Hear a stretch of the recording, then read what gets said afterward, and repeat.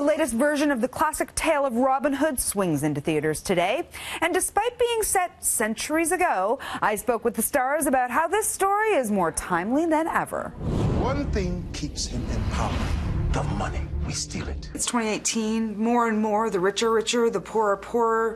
How much is it important to remind people that they can make a difference, that you can go in there in the way that Robin Hood does? Listen, we live in such a weird world, and just like how our movie is talking about the people, it's really the people have to start looking at the people, and I think that's starting to happen. I think we're starting to figure out that everything up top is so chaotic and so out of control. I think looking at a man or a person to lead us out of something I don't think it's going to happen. It's going to be us. You know, that is a story that is always going to be relevant, I think, you know, and that idea, that inherent goodness of taking from people who don't really need it that much and giving it to people who do. I mean, who's going to argue with that? Can't you see what you're doing?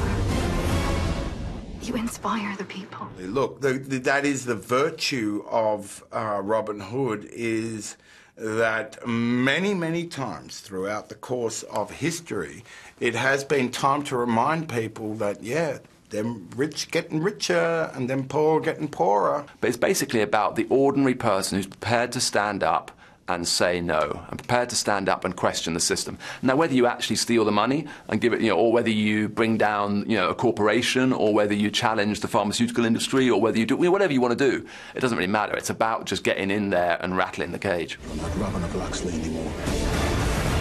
You're Robin Hood.